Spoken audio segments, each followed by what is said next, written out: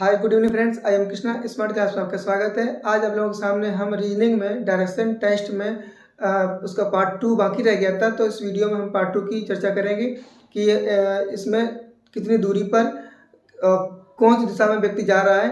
तो इस वीडियो में देखेंगे। उसमें जो पार्ट 2 है, आपके सामने यहाँ पे क्वेश्चन लिखा है कि एक आदमी 10 किलोमीटर उत्तर दिशा में जाता है और तब वह 6 किलोमीटर दक्षिण की ओर जाता है, तब दाएं मुड़ता है, फिर 3 किलोमीटर चलता है। अब वह प्रारंभिक बिंदु से कितनी दूरी पर है। तो आपको करना क्या है, डायग्राम आपको बनाना है। छोटा सा डायग्राम बना लो। ये यहाँ उत्तर, दक्षिण, पूरब, पश्चिम। ठीक। अब करना क्या है कि एक आदमी 10 किलोमीटर उत्तर दिशा में जाता है। कहाँ में जाता है? एक आदमी 10 किलोमीटर उत्तर दिशा में। उत्तर ये है 10 चला दो, कितना? 10। मान लो यहाँ तक हमने पहुंचा दिया 10 किलोमीटर। ठीक। और तब वह 6 किलोमीटर दक्षिण की ओर चलता है। अब जो व्यक्ति 10 किलोमीटर उत्तर गया हो, अब वो 6 किलोमीटर कहाँ पे आ रहा है? दक्षिण, यानी कि जस्ट नीचे आ रहा है। तो इसका मतलब है जब उत्तर 10 गया है तो नीचे जब आएगा तो कितना आएगा? 6। इसका मतलब है सपोज मान चलो यहाँ आ गया, पूरी 10 थी, 6 चल के आ गए तो यहाँ पे आ गए। अब ये दूरी कितनी बची है? 4। ठीक है, ये हमारी बची है 4।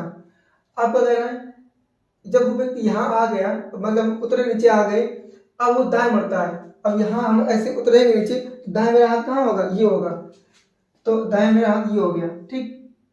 और कितना पर चलते हैं? 3 किलोमीटर। कितने चले? 3 किलोमीटर।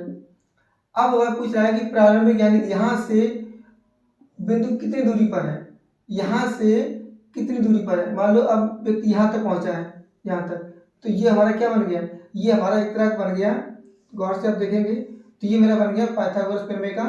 आपका नियम पता होगा कि कर्ण स्क्वायर बराबर होता है लंब स्क्वायर प्लस के आधार स्क्वायर। तो मुझे यहाँ पे देखो कर्ण वाली भुजा चाहिए, ये वाली भुजा चाहिए जो सबसे लंबी है। तो कर्ण का फार्मूला क्या होगा? सिंपल सा एक लॉजिक ये भी होता है, अगर यहाँ पे 3 है, 4 है, तो ये 100% कितनी आएगी? 5 आएगी। लेकिन है तो करके देख लो, लंब का मान कितना है? 3, आधार का मान 4, इनका स्क्वायर करेंगे तो 9, इसका करेंगे 4 से 16, जोड़ेंगे तो 25, और 25 वर्गमूल किसका होता है? ये होता है 5 का। तो ये वाली जो मेरी जो निकल आई 5, यानी कि व्यक्ति अगर प्रारंभिक बिंदु से देखा जाएगा तो 5 किलोमीटर दूरी पर है। कितनी दूरी पर? 5 किलोमीटर दूरी पर। अगर इसी सवाल में ये पूछ दे कि दूरी और प्लस दिशा भी कितनी है, तो अगर हम यहाँ जब यहाँ व्यक्ति खड़ा है, यहाँ देख रहा है, तो अब बताओ इन दोनों के बीच में जो आएगा वो कौन सी दिशा आती है? यहाँ आएगी उत्तर और ये आती है पश्चिम। तो इसका जो दिशा पूछेगा तो उत्तर पश्चिम, आंसर क्या आएगा? उत्तर पश्चिम। और कितनी दूरी पर है? तो 5 किलोमीटर की दूरी पर है। अब क्वेश्चन नंबर 2 देखते हैं, बहुत ही अच्छा क्वेश्चन है। एक व्यक्ति हाथ को नीचे तथा पैर को ऊपर करके योगा करता है, उसका चेहरा पश्चिम की ओर है और आपको ये पूछा गया कि बायां हाथ उसका किस दिशा में होगा। जैसे मान लो कि कोई व्यक्ति है, एक पर्सन है जो कि उसके हाथ नीचे है, पैर ऊपर है। ठीक है, तो वो योगा कर रहा है। तो मान लो इसका डायग्राम ये बना दिया हमने, ये है उत्तर, दक्षिण, पूरब, पश्चिम। ठीक। अब उस वो कह रहा है कि मतलब हाथ तो नीचे है, पैर ऊपर है। अब कह रहा है कि उसका चेहरा पश्चिम दिशा पे है। मान लो व्यक्ति इधर से खड़ा है, मान लो ये व्यक्ति पश्चिम, आपका ये है पश्चिम, व्यक्ति यहाँ पे खड़ा है इस जगह पे। तो अब जब यहाँ खड़ा होगा उसका जो फेस किस साइड होना चाहिए? फेस होना चाहिए आपका, मान लो हम बना रहे हैं, डायग्राम बना रहे हैं, ये उसका फेस इस साइड है। किस साइड है? उसका फेस इस साइड है। अब जब इस साइड फेस होगा तो उसका जो राइट हैंड कहाँ होगा? राइट हैंड होगा ये क्या होगा? ये होगा राइट, ये क्या होगा? लेफ्ट होगा। ये होगा राइट, ये क्या होगा? लेफ्ट। ठीक। तो अब कह रहा है कि अब जब उसके बायां हाथ की दिशा में, तो उसके बायां हाथ कहाँ है? बायां हाथ ये है, तो बायां हाथ ऊपर है क्या? उत्तर। तो उसका राइट हैंड से क्या होगा? उत्तर। सिंपल, इसका सिंपल तरीका ये है कि अगर मान लो हम जैसे हैं वैसे ही खड़े हो गए, तो मेरा बायां हाथ कहाँ होगा? ऊपर, सीधा हाथ कहाँ होगा? नीचे। लेकिन उसने पूछा है कि बायां हाथ कहाँ हो गया? लेफ्ट हैंड हो गया। अब नेक्स्ट क्वेश्चन देखते हैं। ये बहुत ही इंपॉर्टेंट क्वेश्चन है। ये बहुत बार कंपटीशन में पूछा गया है कि एक दिन सुबह सूर्य निकलने के बाद राहुल और कविता आमने सामने बात कर रहे थे। कविता की परछाई राहुल के ठीक दाईं ओर बनती है। कविता का मुंह किस दिशा में है? आपको पता है कि सूर्य हमेशा कहाँ निकलता है? लिखा है सुबह का सूर्य, सुबह हमेशा सूर्य कहाँ निकलता है? पूरब की साइड पे। तो ये हमने बनाया डायरेक्शन, ये आपका होता है पूरब, ये उत्तर, नीचे दक्षिण, और ये होता है आपका पश्चिम। अब वो ये कर रहा है कि राहुल और कविता आमने सामने बात कर रहे हैं। कविता की परछाई राहुल के ठीक दाईं ओर बनती है। राहुल के ठीक कहाँ बनती है? दाईं ओर। अब मान लो जैसे हम यहाँ पे ऐसे खड़े हैं, ठीक, हम ऐसे खड़े हैं। अब हमको या कविता मान लो या तो राहुल मान लो, ठीक। और इस सूर्य हमेशा पूरे साइड है, ये निकलता है, ठीक। हम यहाँ खड़े हैं तो ऐसे मान लो हम कविता हो गए, क्या हो गए? कविता हो गए, ठीक। और सामने कौन हो गया? राहुल हो गया। तो अब जब हम ऐसे खड़े होंगे तो मेरी परछाई कहाँ पड़ेगी? इस साइड पड़ेगी। कहाँ पड़ेगी? इस साइड, मतलब बाएं की तरफ, ठीक। लेकिन अगर हम राहुल को जब खड़ा करेंगे सामने, तो राहुल का ये वाला हाथ को वो हमारी तरफ देखेगा, हमारी तरफ, तो राहुल का जो सीधा वाला हाथ कहाँ होगा? वो उस साइड होगा। तो वही तरीका है, राहुल के ठीक दाईं ओर जो मेरी जो परछाई है वो राहुल के ठीक दाईं ओर, तभी हम आमने सामने होंगे। तो जब राहुल की जो इस साइड हाथ होगा राइट हैंड पे, तो मेरी जो परछाई है राहुल के दाईं ओर पड़ रही है, ठीक है। अब कह रहा है कि कविता का मुंह किस साइड? अब बताओ हमारा मुंह किस साइड है? हम कहाँ देख रहे हैं? वो ऊपर साइड, मतलब कि हमारा ऊपर साइड मतलब क्या है? उत्तर। ऊपर साइड क्या होगा? उत्तर। तो इसका जो राइट आंसर होगा वो क्या होगा? उत्तर। जैसे कि हम यहाँ पे दो डायग्राम बना रहे हैं, आप खुद समझ सकते हैं। ये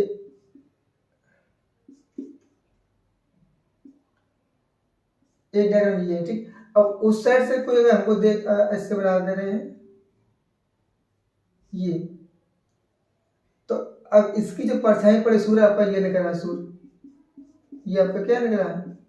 सूर्य। अब ये हो गई है कविता।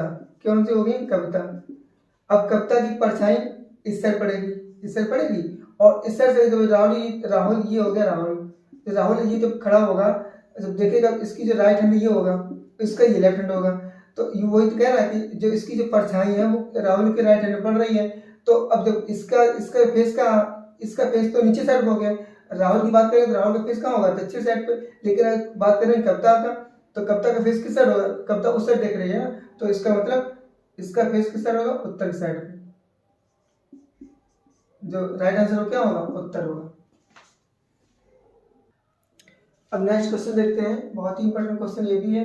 लिखा है कि 10 मीटर चलकर महेश बाईं ओर मुड़ता है, फिर 6 मीटर की दूरी तय करता है बाईं ओर मुड़कर, फिर दाईं ओर मुड़कर 20 मीटर की दूरी तय करता है, अंत में वह दक्षिण की ओर चला जाता है।